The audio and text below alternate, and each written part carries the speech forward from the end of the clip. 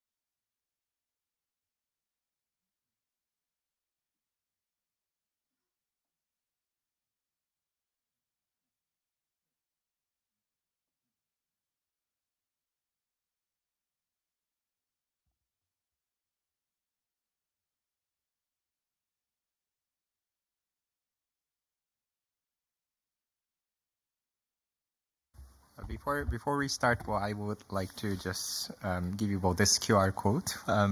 Oh, well, if this is my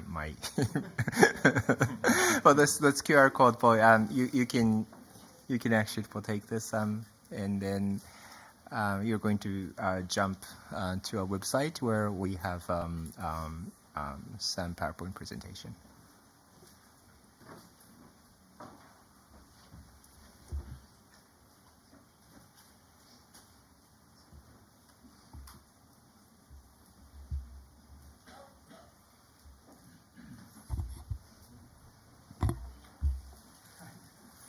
Looks like a very interesting view from the front for everybody's holding your smartphones.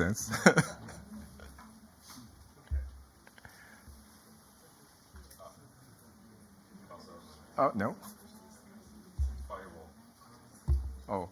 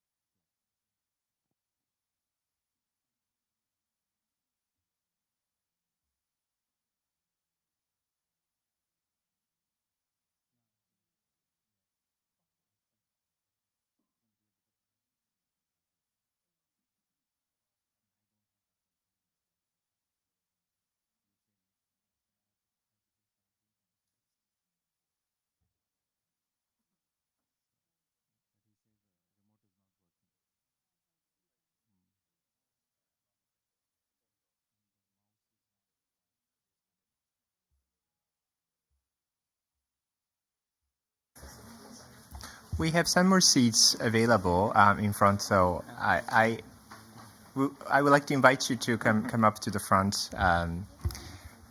Thank you very much for coming to this event.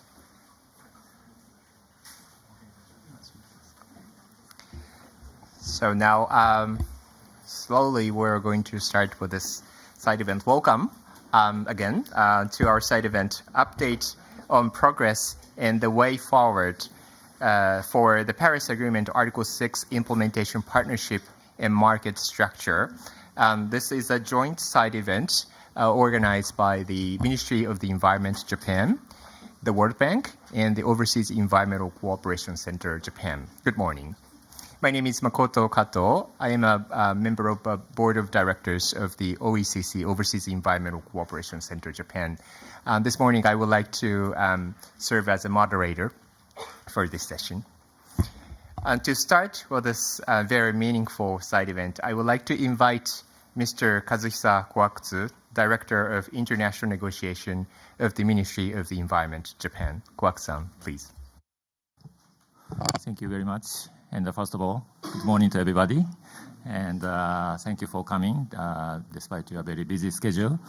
And on behalf of the Ministry of Environment Japan and OECC, Overseas Environment Cooperation Center, together with World Bank, we would like to warmly welcome you for this event, as well as those distinguished speakers for our panel, which we are going to discuss in a topic. And in this the side event, first of all, we'd like to update you about the Article 6 Implementation Partnership, which we launched in COP27 in order to implement Article 6 together with other partners, including parties, non-stakeholders, and research institutions. And right now, we have 68 countries in the partner and also 32 international organizations. So together we are now more than 100 partners, and we look forward to more partners to join, again with the aim to implement Article 6. And also we have just announced the establishment of Article 6 Implementation Partnership Center, which now the institution called IGES is now serving as a secretariat. But also we are working together with UNFCCC Secretariat and the World Bank and together with other partners to really implement this important initiative. I also wanted to highlight another important topic, which is the high integrity carbon market. This year, G7, Japan has presidency for this year, and we also initiated to develop the principle of high integrity carbon market, which are adopted in G7 Climate, Energy, and Environment Ministers meeting in just April. So here we also discussed about the importance of the supply, demand, and market integrity is really important. So I think today's topic is very much related to this topic, as we see there's a growing interest in the carbon market. At the same time, Article 6 implementation and also how the voluntary market's working, and we also have Corsia is also operating. So we need to see this as a more comprehensive, integrated manner. So I think we hope today's discussion will contribute to that discussion, and I think this is very much needed in order to advance our work for the implementation. So with that, I'd like to thank you for all of you, and then looking forward to our discussion. Thank you.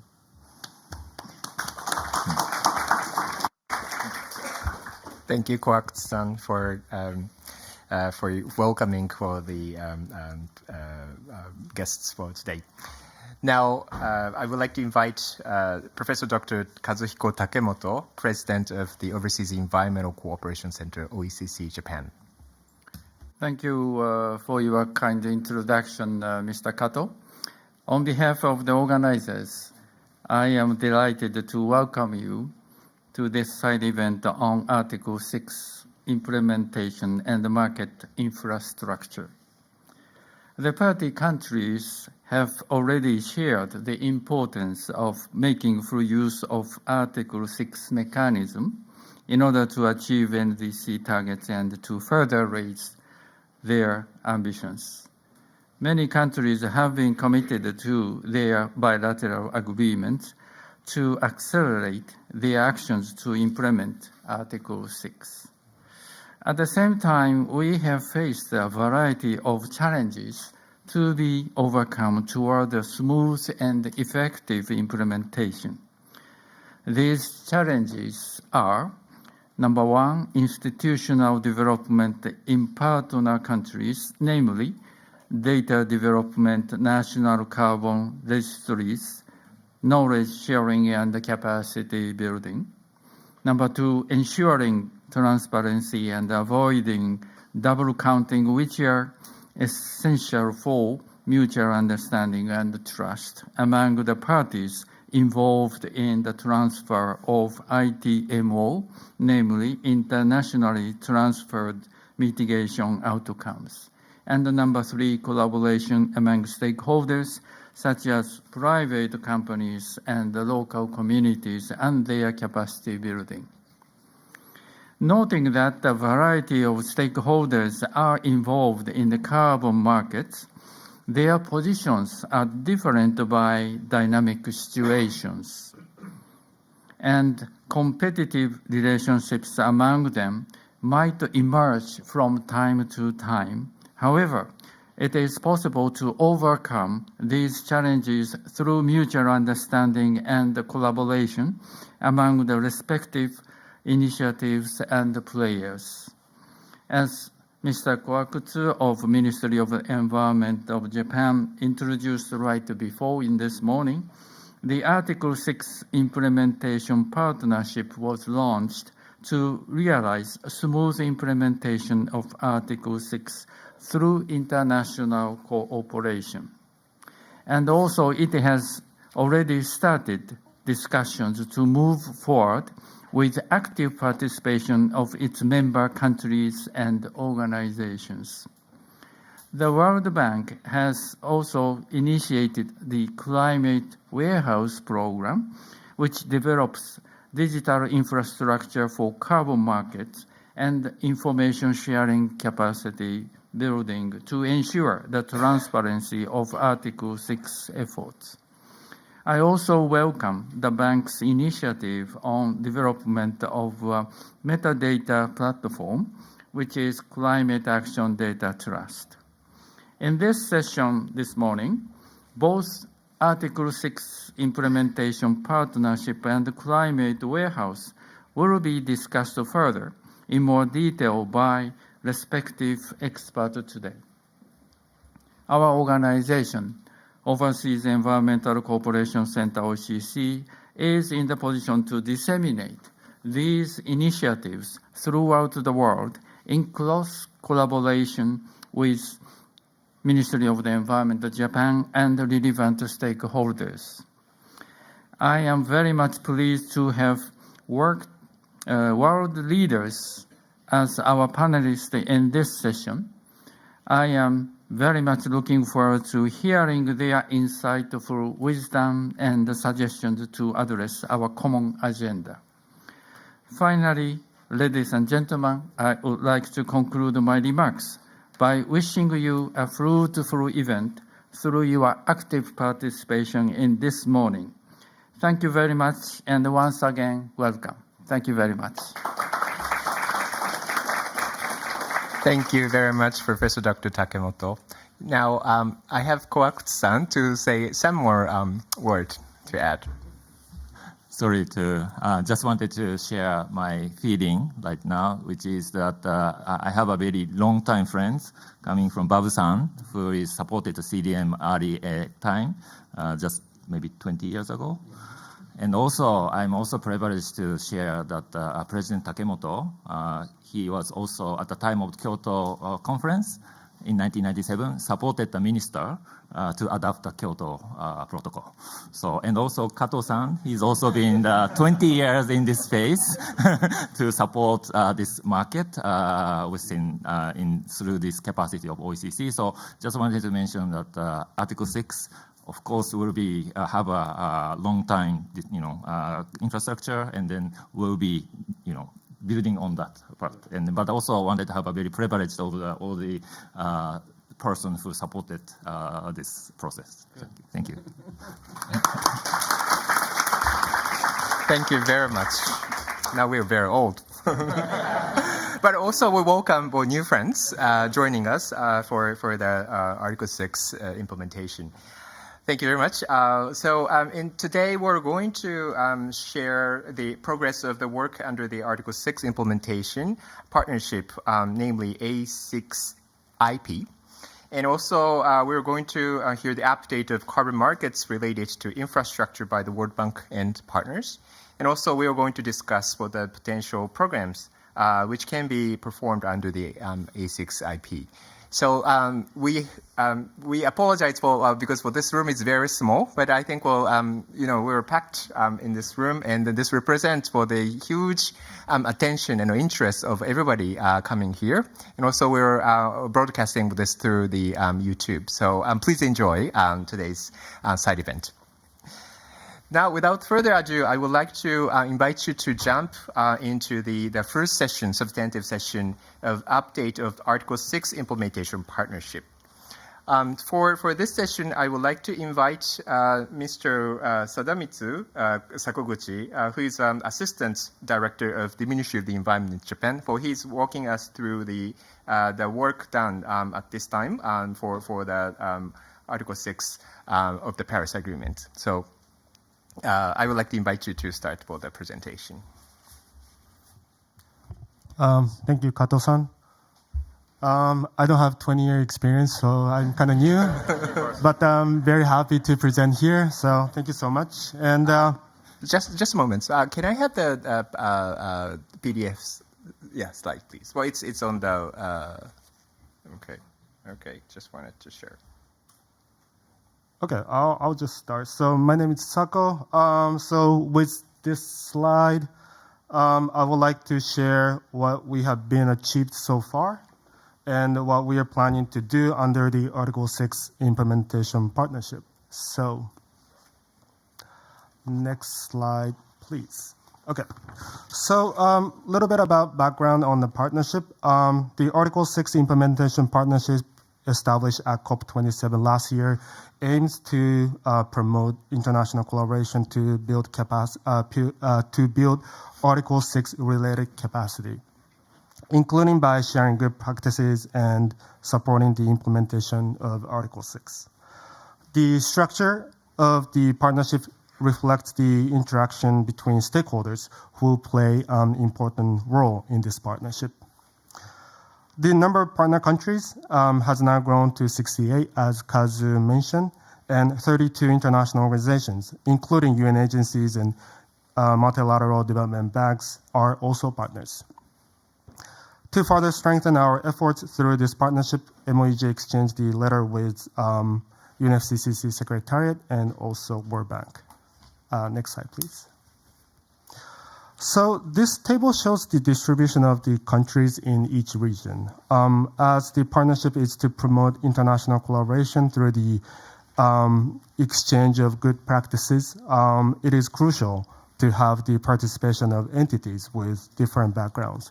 And we still remain open to other interested countries to join this partnership. So if you're interested, please let us know.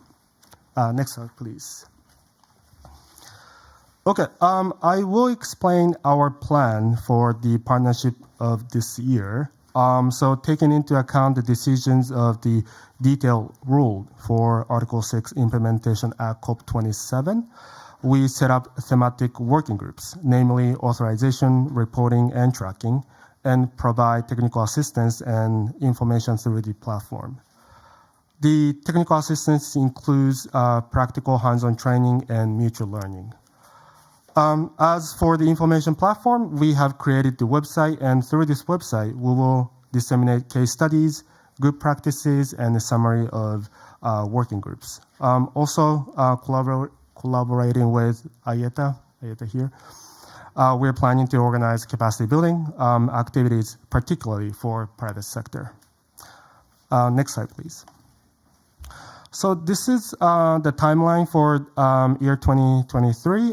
We have just finished the first set of working groups, as I just said. And after this SB, maybe this starting this fall, we're planning to start the second set of working groups. And this year, we're considering having these working groups on a virtual basis, but in the future, we're looking for face-to-face opportunities. Next slide, please. Okay, so based on the discussions in the working groups, we will develop capacity building tools, which can be tailored to countries in different circumstances. For implementing Article 6, there are a series of processes as shown in the slide, and authorization working group covers institutional arrangement, which is process number 2, and authorization, which is process number 3. In order to establish institutional arrangements, relevant ministers and members should be identified, and policy frameworks need to be developed. The target groups are designated national authorities, government organizations, and private sector. And the potential capacity building work includes consultation, material development, and workshops, and so on. For authorization, it should be understood that what to be authorized. For example, whether it is projects or credits, and necessary information and procedures, such as volume of emission reductions, need to be identified. Authorization should be applied for bilateral cooperations, such as joint crediting mechanisms, Article 6.4 mechanisms, and voluntary carbon standards. Potential capacity building can include improving understanding of rules and processes, matchmaking, material development, and so on. Together with other processes, we will combine the set of outcome documents called the Article 6 Implementation Partnership Capacity Building Package. That's our plan for the authorization. Next slide, please. For reporting, another set of capacity building support will be provided through the implementation partnership. There are 3 types of reports that parties are required to submit. Namely, initial report, annual information, and regular information. And there are important milestones for each report, as you can see from the slide, from the text in the boxes on the right. So right now, we're in the middle of the transition period, and there are a number of supports needed from parties. Potential support include illustrative texts, sharing lesson learned, and so on, which mentioned in the box in the middle. Okay, next slide, please.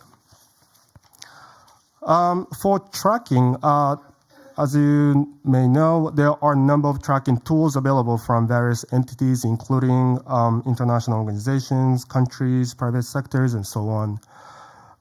What we are planning to do is to compile information on those available tools and share at the next tracking working group.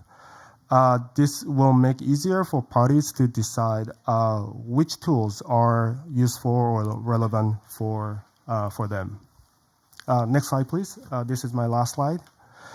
Okay, so this is what Kazu kind of mentioned. So in order to promote activities of the Article 6, its Implementation Partnership Center was established. So IJUST is responsible for the management of the center as a secretariat, and in cooperation with UNFCCC Secretariat and the World Bank. With this management structure, the center will develop capacity building tools and tailored support package, and collect and disseminate information, which I mentioned in the previous slide, and also Kazu mentioned. So this is it from my end. So thank you so much for your kind attention. Thank you so much for walking us through the current updates of our efforts, and also congratulations for establishment of the A6 IP Center. That's an exciting things. Now, I would like to move on to the next presentation, which is delivered by my World Bank colleagues. First, I would like to invite for Ms. Gemma Toras Vives, and also my old friend for Ibaraj Dinesh Babu, who is from the Climate Action Data Trust. So please welcome both of the colleagues right here.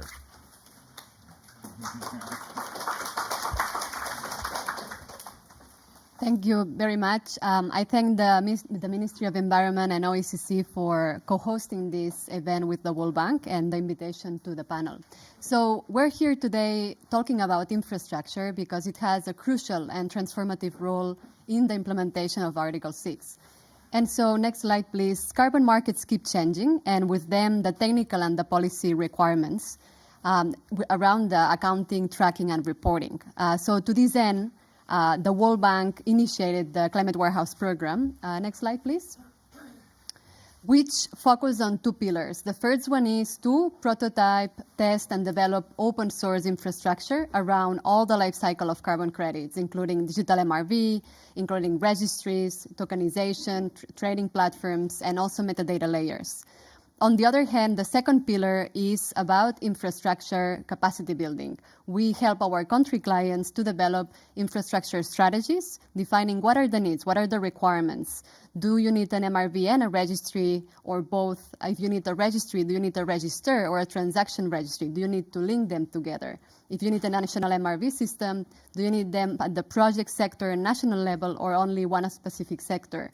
About the data publishing, how is the frequency of publishing this data? What is the maintenance requirements? And also, what are the different budget constraints? What are the different regulatory gaps and legislation to enable these infrastructures? So we focus on Pillar 1 and Pillar 2. So the main framework that we operate through, if we can go to the next slide, is the end-to-end digital ecosystem. Our mission is to digitize the whole end-to-end digital ecosystem for the carbon markets, starting from the beginning of improving the way we verify and collect data for emission reductions, also improving and reducing the cost of transactions, and finally also smoothing the requirements for reporting. And if you bear with me on each layer, so basically if we start on the left side, the physical layer, we're working with different partners on how we can explore emerging technologies for sensors, satellites, meters to collect data in a real-time and then basically all is aggregated at the national level at the database layer. Then this data is connected to the registry layer, which basically we also build open source registries for countries like the core registry and the enhanced registry. And we also work on the transaction layer, building tokenization engines so we can digitize the carbon credits and transact them in a more agile, innovative way. And finally, all this data that has been verified, collected, aggregated at the national level, and also registered and then transacted, it goes to the metadata layer, which is the Climate Action Data Trust, a global platform that Dinesh is going to talk a bit more about it, that we launched last year together with AIDA, the World Bank, and the government of Singapore.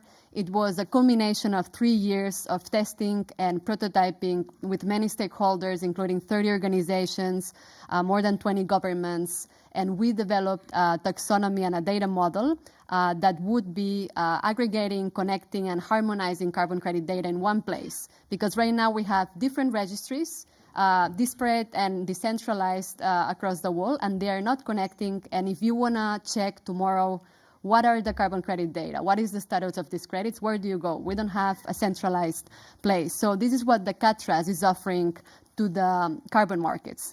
And so the CATRAS represents the anchor of this ecosystem. And we are also, the World Bank, working with all these different layers with multiple partners. We're not doing this alone.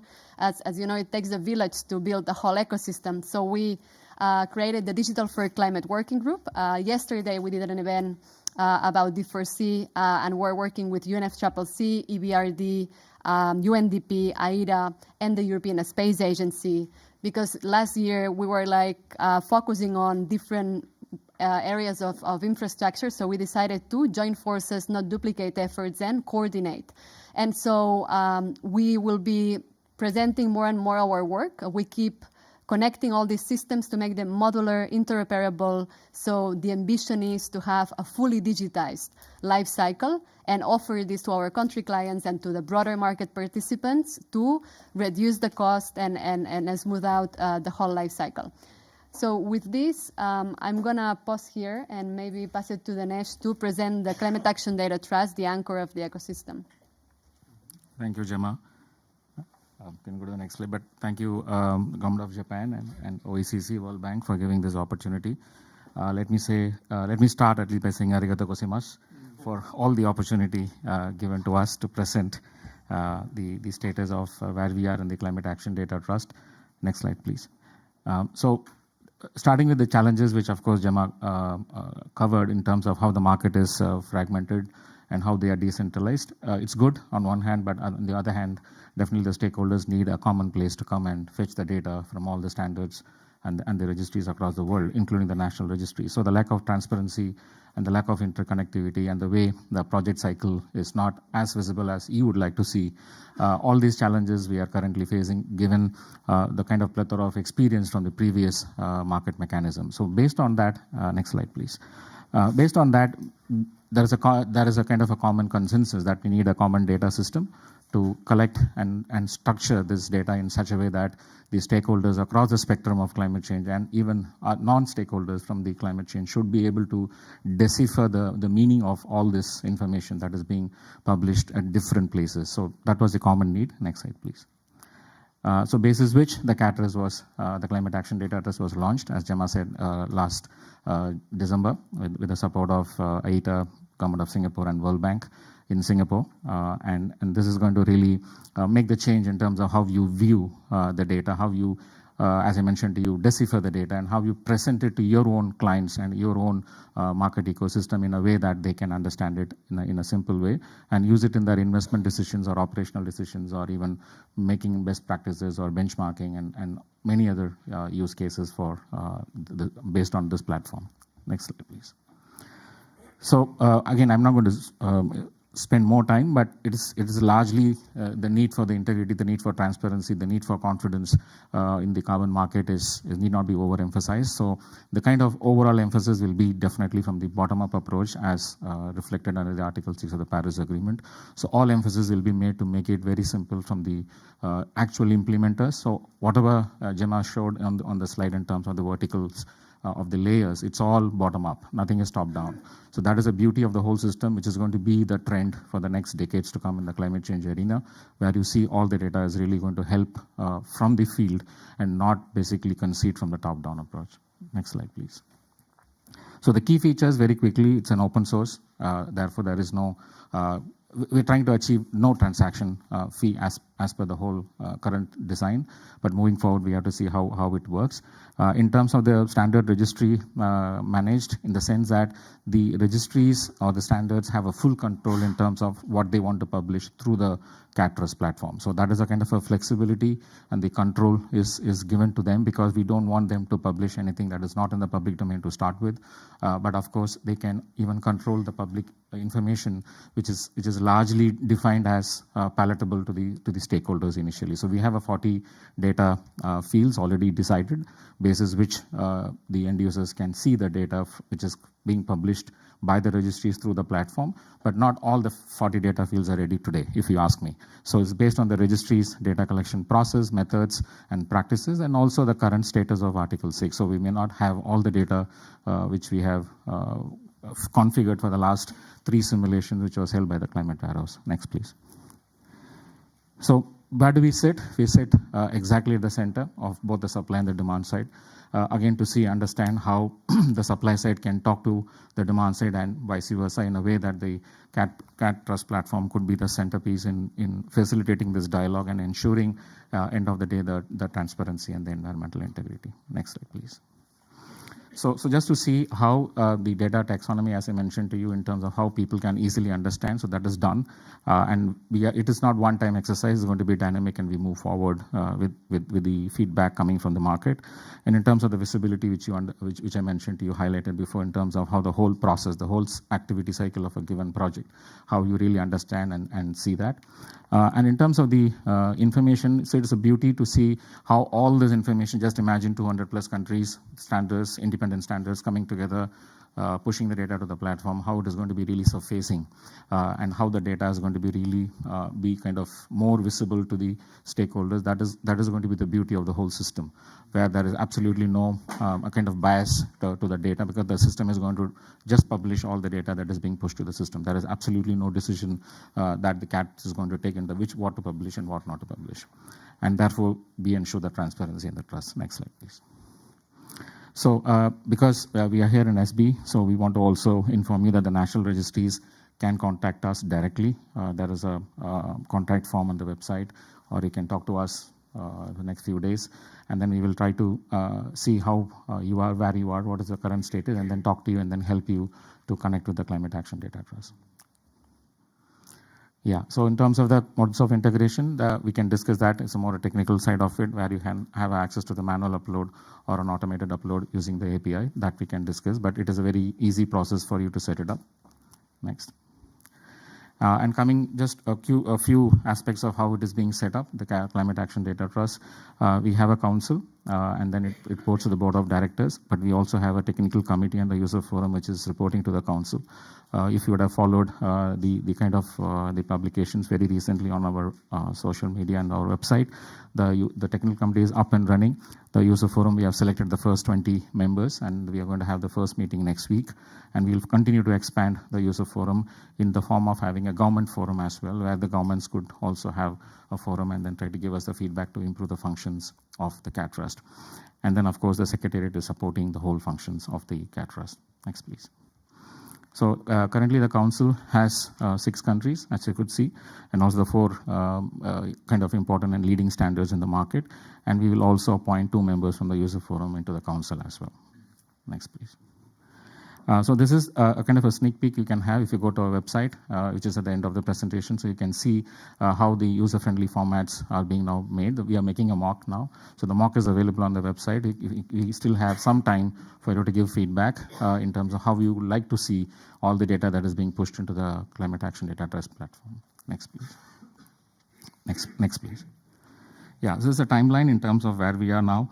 As you could see from the left, the launch, and then we have the technical committee in Jan, and then the data dashboard development is ongoing right now. The user forum established, and the registries onboarding already started. We have 3-4 registries already connected, and they're going to publish the data. And then we'll have the data dashboard launch, a proper launch next month. And then, of course, move forward to work with the national registries and the independent registries to onboard with the CAT Trust platform. Next, please. So this is the contact details. So if you need more details about how to connect and how the service layer could take the benefit of the Climate Action Data Platform, you're free to contact me. Thank you so much.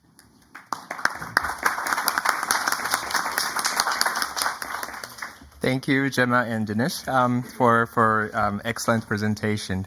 I trust everybody wants to raise questions to my friend from the MOJ and also the World Bank, but please save your questions until the last part of this meeting.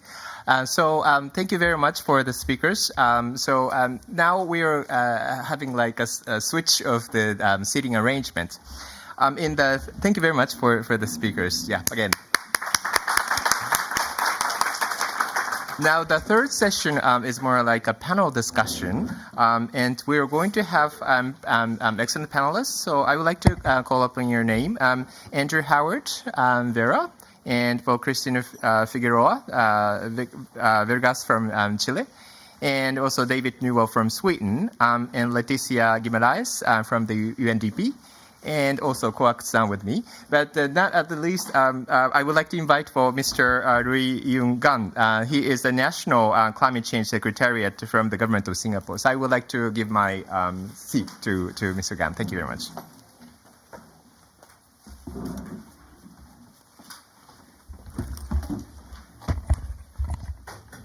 Hi.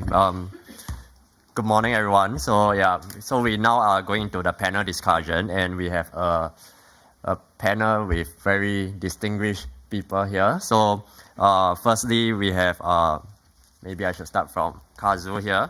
Kazu is the Director of International Negotiation from the Ministry of Environment in Japan. And then moving on, we have Andrew Howard, who is the Senior Director in Verra, leading strategic engagement to develop opportunities for carbon-related standards and build greater ambition in climate action. And he's also the chair for the Climate Action Data Trust Council as well. And moving on, we have David, who is an international climate negotiator and policy advisor at the Swedish Energy Agency, and has an extensive background in local and national and international energy policy. And moving on, we have Christina, who is a professional of the Mitigation and Transparency Department of the Climate Change Division in the Ministry of Environment in Chile. She's in charge of supporting CDM process in Chile, as well as the negotiations associated with mitigation in Article 6. Then lastly, I have Latisha, who is a senior global technical advisor supporting countries from Latin America, Africa, and Asia Pacific on the implementation of the Paris Agreement, with a focus to promote transparency of their climate target and enabling their access to performance-based finance for the forest sector. So for a start, may I invite Verra, or rather Andrew, to talk about the linkages between Article 6 and the voluntary carbon market. Sure. Thanks very much. Thanks very much, Orion. To some extent, it always intrigues me that people think about these two markets as being separate.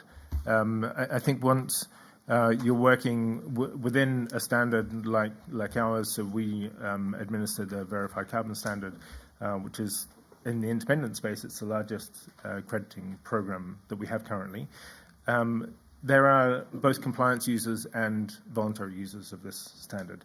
So it's what we think of as you have a standard, you have a credit, and that is then able to be supplied into different kinds of users. And the way that we distinguish the voluntary market from the compliance market is really the source of the funding.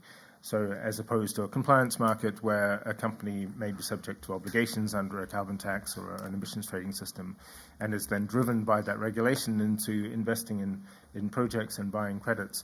In the voluntary market, is very much driven by voluntary motivations of companies. They are primarily driven, particularly now today, by the need to put in place net zero targets for their own emissions.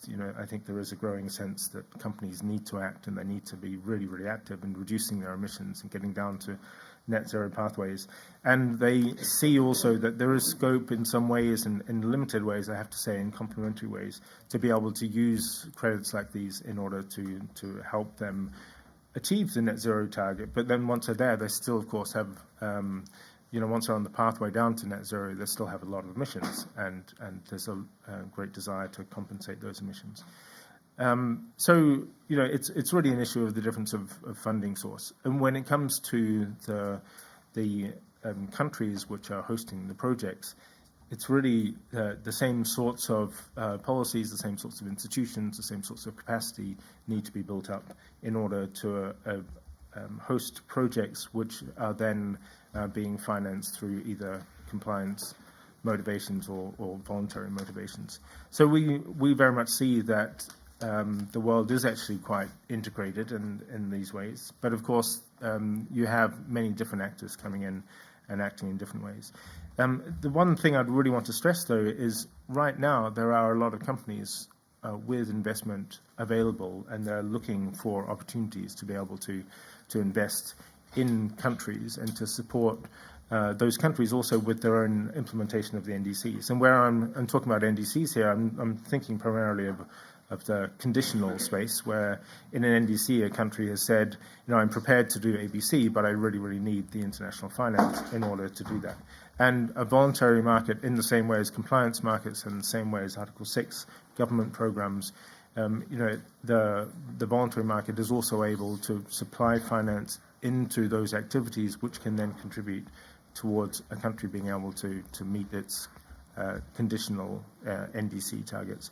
So I do want to stress there that it's a two-way exchange.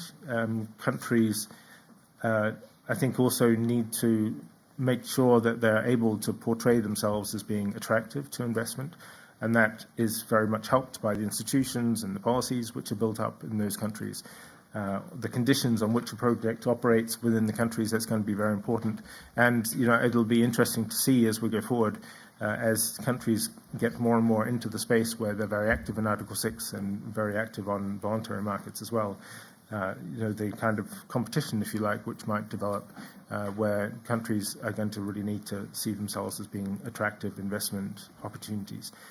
Business is, of course, looking for something in return. The voluntary market space is fundamentally action which goes beyond what companies are required to do by government regulation. So they do need to see an incentive. They need to see that there's something flowing back to them. And the way that is operating currently has been around the use of credits as offsets to offset the company's own footprints. That is, I think, also changing, both as that offsetting space becomes smaller in the sense that it really needs to be complementary to companies' own actions. But also, we do have the growth of ideas like the contribution claims and this sort of thing. And I think these things haven't yet taken off completely. There's still some work to be done, perhaps, on convincing businesses that this is a good thing for them as well. But there is potential there. So it's fundamentally a very open space, and it can have different forms of investment, different forms of projects, different forms of incentive flowing back to the companies. Yeah, thank you, Andrew. Yeah, so I think Andrew raised a very pertinent point about Article 6 and linking to conditional NDC. And at this juncture, I would want to invite the country representative to weigh in. Perhaps we can start with Christina from Chile on the linkages between Article 6 and voluntary carbon market, as well as what kind of institutional arrangement are needed to actually for countries to participate in Article 6, as well as screening out the carbon markets. And also, if you have any views on the focus of capacity building support for countries, yeah, please feel free to weigh in as well. Thank you. Okay, I will try to answer three questions briefly. So I will start with a brief context of where we are now in Chile. So we are on its way to establish three national market mechanisms. The emission standard compensation, national voluntary certification system, and the more advanced green tax compensation system. So we think and we believe that this national market instrument needs to be linked also with the international market like Article 6, and also with sectors like RED Plus and AFOLU, just to maintain this integrity in the infrastructure. So in this case, to maintain transparency and that characterized Chile, and of course avoid double counting, we are trying to promote an integrate registry and metadata to have all to keep control under the transactions of the certificates in a national and international level, and also to maintain and manage all this information that allow us to understand the impact of the mitigation measures, and also to understand the real mitigation. Of course, this all will be linked to facilitate reporting under the UNFCCC, and of course, the reporting of Article 6.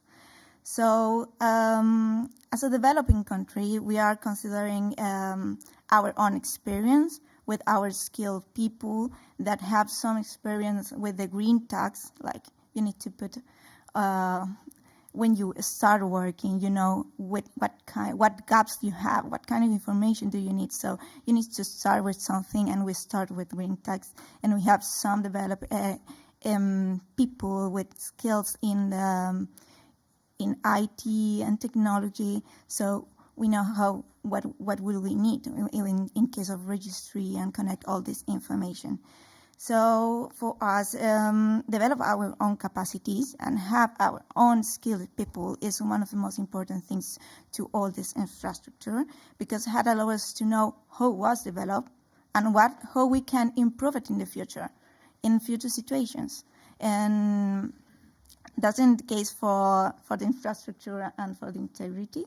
So in terms of our institutional arrangements and the needs for the countries to scale up carbon markets. So we think that when you talk about carbon markets, the first things that you need to think about it is transparency. Chile has submitted 5 BURs, and we are leader in transparency in our region. And under this transparency framework, we have developed our national inventory system that is a major compiler of multi-sectoral data, and we also have our sectoral MRVs that are input of our national prospective system that allow us to evaluate mitigation actions and also prospective scenarios. So we have these systems that also facilitate the construction of our NDC and allow us to have an NDC with a collaborative and coordinate work between different sectoral institutions. So with the skills linked with the transparency, we develop internally the people who knows about the national inventory, the prospective systems. So they also support the creation of skills in our sectoral ministries and sectoral institutions, and also at regional and in a regional and more deeper level to maintain, in case, for example, we are a developing country. So in some cases, we don't have human resources all the time, and change maybe every year. We have 3 months, one person.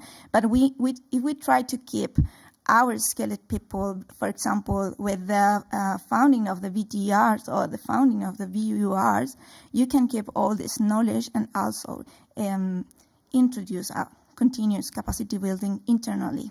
So this also has all this work, like a multi-sectoral work, had also allowed us to have interministerial co-discussions. And these interministerial discussions allow us to have the interministerial task force of Article 6.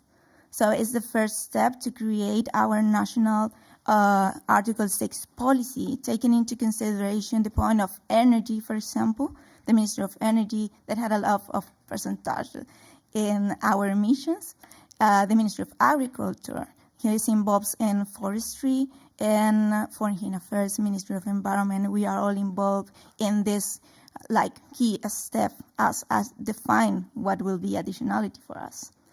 So it's important for us to know that with this transparent framework, we already comply with the basic requirements for participating in Article 6, like the national inventory, the reporting. We have some skills for reporting in Article 6. So, and also allows us to simplify the process to define additionality and know what kind of activities we could use in Article 6 we can apply in these transactions. And of course, we are always under work. We are now developing an MRV of mitigation actions to make a follow-up of our NDC and how we comply with our goals, our sectoral goals, and of course our mitigation sectoral plans. And this, of course, will help us to know where we need funding. And so what kind of mitigation actions we need to know and have a complete general understanding that what is happening, what is value, what is better. And to finish about what focus of capacity building we think we need. In a first step, like just in a different position, we believe that in the beginning, as a developing country, we need to take the capacity building in the transparency framework, create all this skeleton, all these bases to use Article 6 and to report in Article 6. But in terms of Article 6, that is one of the things that we are taking into consideration now, and one of the issues that we have now in Chile. It's more about the formats to report under Article 6, like to facilitate reporting, especially because we have 1-2 people that are working on that. And of course, they are also supporting other process. And just to facilitate the reporting, the initial report, the regular information, the annual information too. And how to track it most easily in terms of registry, in terms of interconnections, interoperability, how to use the international registry too, because we are now planning to have our own registry, but at some points we don't know what will be better for in this time, and its benefits, of course. And last but not least, Chile is currently struggling with how to assess the criteria and requirements set out under Article 6, like how countries ensure environmental integrity, how we ensure permanence, minimize risk, among others, how assess these issues in a cooperative approach. And of course, as a seller party, because we see mainly the views from the other part, but as a seller party primarily, we need to secure and safeguard our environment, our society, benefits, our indigenous people. So we need to see how we can evaluate this before give that authorization, before get that approval, and start all this process and maybe and evaluate its activity properly to ensure a real mitigation. Thank you. Yeah, thank you, Christina. So perhaps now I can move on to David. From a perspective of Sweden, who has quite a bit of international cooperation going on, so perhaps you can share your views on the institutional arrangement that you see that is a need, not just in host party, but also as a participating party, as well as what should be the focus of capacity building to start the whole Article 6 cooperation. Thank you.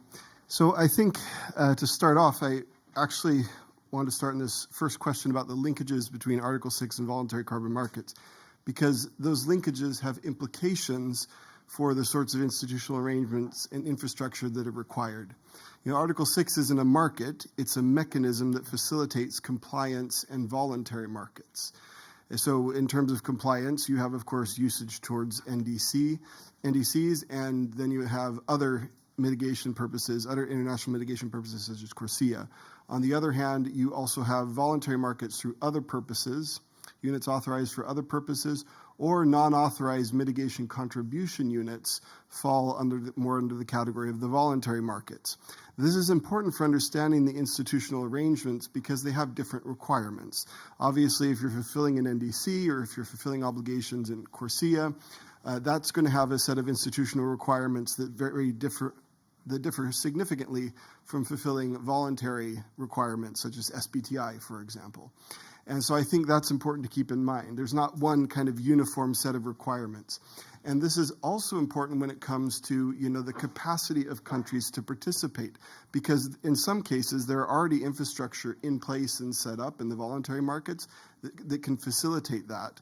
Whereas perhaps if it's for usage to a domestic NDC, the question is if the country purchasing the unit has that infrastructure in place in and of themselves, or do they have access to one, such as an international registry?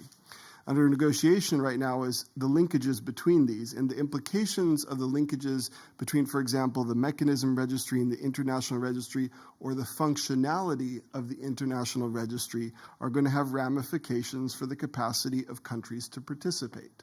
And that's why it's important that we get it right, because while some countries might easily be able to take and adapt these different infrastructures to their needs, others might need more help doing so, quite frankly. And so that's one reason why it's important that we get this right in the negotiations, because it will have ramifications. Finally, what should the focus be? Well, kind of taking a step back, most of the capacity building that we talk about in relationship to Article 6 is very much focused on the technical side of infrastructure, and that's absolutely critical. I see much less of that capacity building focused on the strategic decisions of countries to participate in Article 6. Why would they want to do this? If you could draw a parallel, you could say that it's kind of like building a car. We want to get from Bonn and we want to head to, say, Bangkok. So we need a car. We're going to build an electric car, right? So we're going to build this electric car, and we have this excellent car. We build it, and we've got help. People have donated funds to us to build this car, and now we have this beautiful electric car in place. But if we don't have a map or GPS, we can't get to Bangkok, right? So having a lot of technical capacity building is absolutely critical. You're not going to go anywhere without it.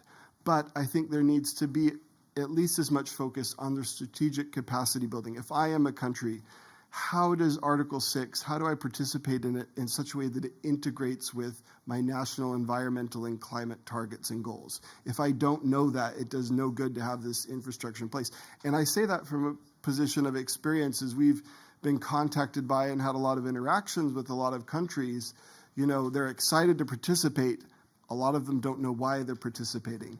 Beyond the fact that there's a flow of finance, but I think there needs to be a more strategic decision. What do we want to use Article 6 for? So capacity building that would facilitate strategic decisions by countries in participating in Article 6 is, I think, one area that should be a focus, in addition, of course, to the technical capacity building. Thank you. Yeah, thank you very much, David. I think you have raised pertinent point on the need for a strategic direction towards Article 6 cooperation. Now I will turn to Kazu to talk about the same questions that I posed to David, and especially Japan is the convener of Article 6 implementation partnership. So I suppose you will have much more to share about the capacity building. Yeah, thank you. Since our colleague also talked about our kind of intention of how we implement partnership, I just wanted to also connect to what just previous panelists mentioned. I think in terms of when we are thinking about linkages of Article 6 voluntary market, I think we also need to think about how Article 6 voluntary market are related to their implementation of NDC. I think that's very important in terms of maybe country's point of view. And also we need to recognize that, as just Christina just mentioned, that in the country they are also developing their own domestic policy and measures, such as carbon tax or maybe domestic offset system, and that will also be related to the discussions.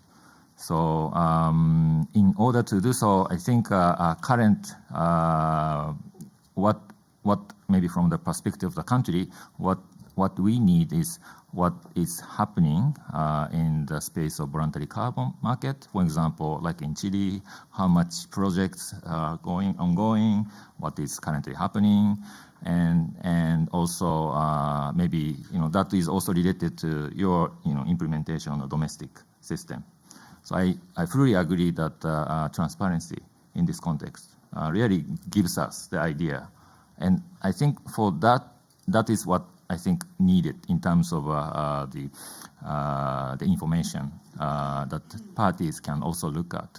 So that's why I think that this initiative like Cat Trust could provide information, maybe looking some of the registries, and then see what kind of credit are there in the country. I think that is, at least from my point of view, is very much needed at this point for the countries to understand in terms of Article 6 implementation, as well as voluntary carbon market implementations, in order to realize what is the linkages between the NDC implementation. Another point I also wanted to make, when it comes to discussing with our partners, currently many countries, also lack of resources, particularly in the developing countries. So I think we need to also think about what kind of tools that are very helpful for the countries, for their own purposes. I think we need to think about what kind of resources, and definitely I think simple system really helps.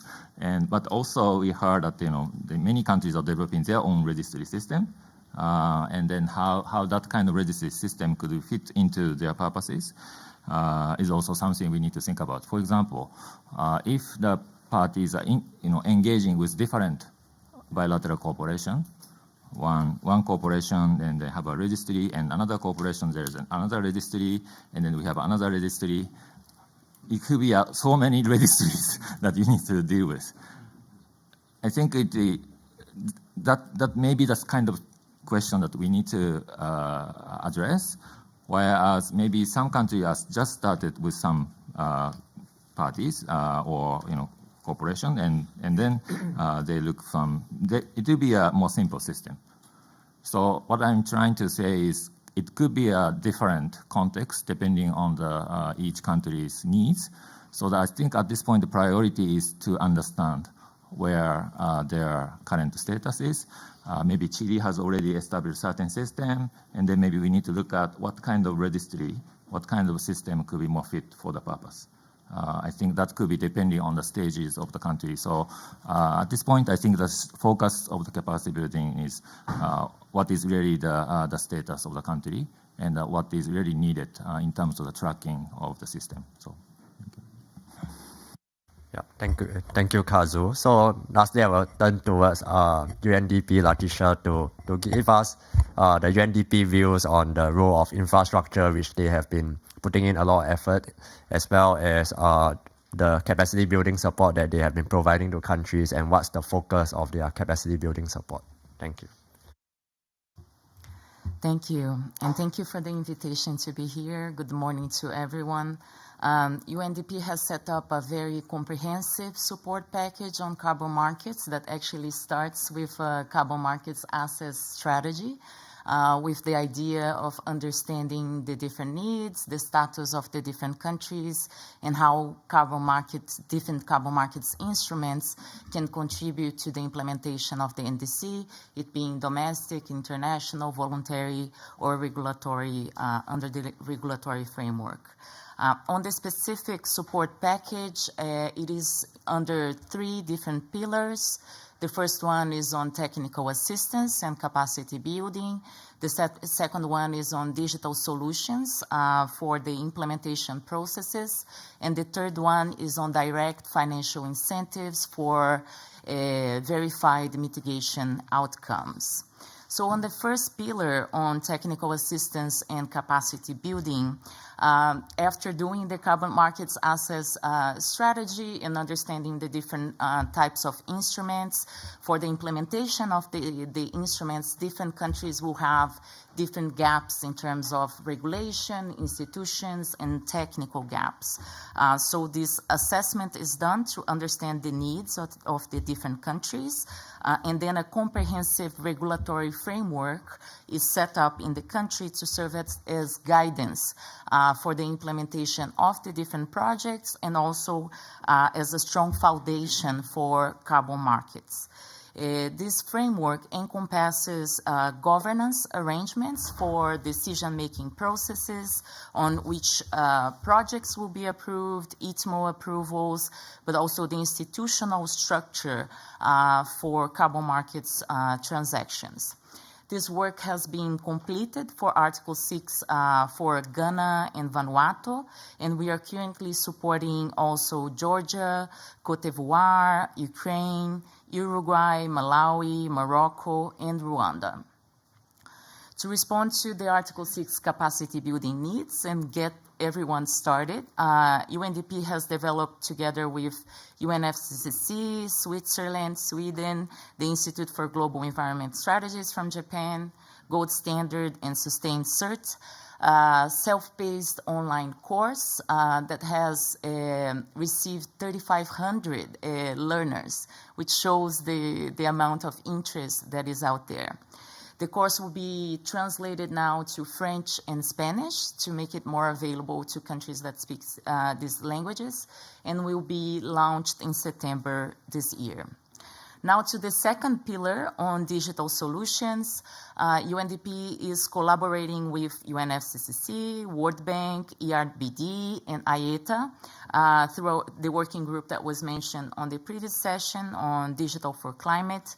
The main objective is to develop pilot modular components and coordinate capacity building and technical infrastructure development with the other members of the working group to avoid duplication and ensure that information is shared. UNDP created the Carbon Cooperation Platform to simplify carbon projects workflows for project developers and also streamline the approval processes for governments, which is right now a very huge challenge for developing countries. The Carbon Cooperation Platform security has been already evaluated by UN International Computing Center and UNDP's security team. And happy to report that it has been successfully evaluated and is ready to go. The platform key advantage, as it was mentioned before, is the modularity, which easily enable adjustments, scalability, adapting to the country needs. It's a cost-effective solution, and it can be customized with also existing systems. UNDP is supporting countries to develop digital national carbon registries to ensure the accurate accounting of carbon credits issuance, holding, transfer, acquisition, and the eventual cancellation of the ETMOs. This is an open source, adaptable, ready-to-install code base, which was developed in coordination with the World Bank, UNFCCC, and based on good practice systems. It's a digital public good. In order to offer end-to-end digital system, as it was mentioned before, the UNDP platform has been linked with a digital public good registry that will be connected with the World Bank Core Registry platform on the Global Climate Action Data Trust to ensure full transparency. To also improve the processes for ETMO projects, UNDP is including monitoring apps as web-based tools and photo monitoring features into this platform. The web-based apps are linked to the monitoring module of the platform to allow project developers to insert the information directly, even through their mobile devices. The web feature also automatically estimates the number of credits that can be achieved by the projects, also to ensure that the right level of investment is in place. On the platform, the information can be directly accessed by the focal point from the government and also by independent verifiers. Now on to the third pillar on direct financial incentives, the pillar that everyone is hoping for and waiting for. Under this program, UNDP offers ex-post payment for up to 6 million verified credits, or ETMOs, that will be generated between 2023 and 2030. UNDP actively engages with project developers that have the capacity to make upfront investments in projects, and then help these project developers and governments establish public-private partnerships. The financial incentives are then disbursed ex post once the third-party independent verification of the projects is done and the credits are issued. I have two examples of this type of public-private partnerships. In Ghana, the IRCOP, which is a private company that does composting, has a public-private partnership with the government of Ghana. And in Vanuatu, we work with UNELCO, a private utility company, also in the same manner, in a public-private partnership with the government. Thank you so much. Okay, thank you very much.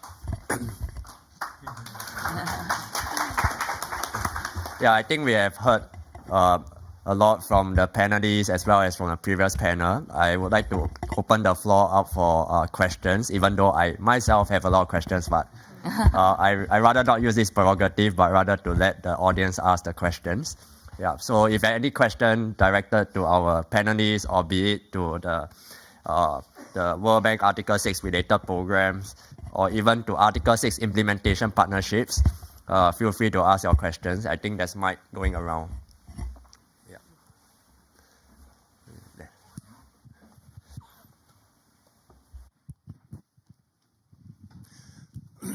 Thanks very much. Johnny West from Carbon Tracker. In the earlier presentation from the World Bank, we had the taxonomy, which had a kind of physical layer at the start of it. I just wanted to ask, and this might be a naive question, but in Article 6, will deals only be done on the basis of actions which can be empirically measured, or are some also happening on the basis of emissions calculated by projections such as an activity factor times an emissions factor and so on? Okay, perhaps we can take a few questions together before we answer. Yeah, so maybe there. I see Olga there. Yeah. Hi, my name is Olga Gastanzada. I'm Article 6 negotiator for Ukraine and also chair of 6.4SB. I had a question to the World Bank because we are currently negotiating international registry, national registries, 6.4 registry, etc. What is the need for a different registry that is not the UN multilateral registry? And also from what we know from sort of experience of trying to work with it, and I did that in different countries, is that some of its features are not compatible with security provisions of government IT systems, so that makes it quite difficult sort of to engage with it in some ways. Just generally, sort of how you see this going forward. I mean, it's a very valuable learning experience. I wouldn't absolutely, I think we accumulated enormous amount of information of what's sort of needed, and a lot of what's going on in the room is learning based on that experience. But how do you see this going forward? Because we are actually negotiating something different. So thank you. Okay, perhaps we take one more before we go towards World Bank. Yeah, maybe yeah. Yeah, thank you. Christine Kaya. I am a woman member of parliament from Uganda, and I'm partly here because of the support of UNDP. I'm very grateful. And in Uganda, we have established what we call the Climate Change Act. We have an act, but it doesn't have a regulation. And I know some countries also are battling with establishment of regulations to ensure that the proposals we have for carbon markets are implemented. So I request, because there was a question on how best can we help institutions, I would prefer that we first help especially developing countries to establish regulations to legal frameworks available. I thank you. Okay, yeah. Perhaps we can answer the questions first. If we have time, then we will go on to the other questions from the audience. So perhaps I can invite World Bank to weigh in on the whether the mitigation outcomes can be calculated or based on a projection, and also whether there's a need for different registries as well as what is the security provision. I think this question might also be relevant to UNDP. So if Latisha want to come in, please feel free to. First one, okay. So let me take the first one with regard to whether actual activity-based measurements would be necessary for generation of units. Let's call it just units. The way the methodologies are currently designed, there are some provisions, for instance, in the case of building energy efficiency, where models are used to estimate the savings based on some measurements, but mostly on the basis of actual models.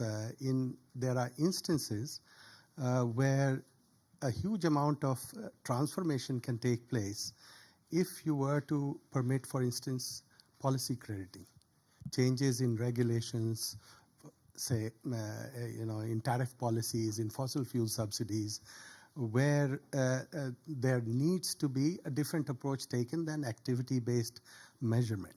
And as we move towards a greater level of decarbonization and level of effort that is needed in order to address that challenge, you will move towards more of that kind of an approach which is open to external validation, but not necessarily based on actual meter reading somewhere. So the short answer to your question is that as we move deeper into the decarbonization cycle, there will be need for those kind of efforts. We are currently, for instance, looking at tariff reform in Uzbekistan as a basis for policy crediting and providing resources on based of, but there still is some policy measures that you have to establish causal linkages with. So it is possible and it is going to be done, but it will always be a combination of some observable, some causal relationship that needs to be established, and some projections that has to be undertaken.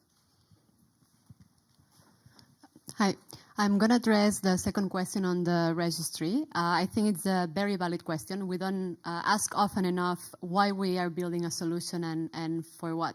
So on the registry side, Article 6.4 and Article 6.2 of the registries are going to take some time to be finalized and developed.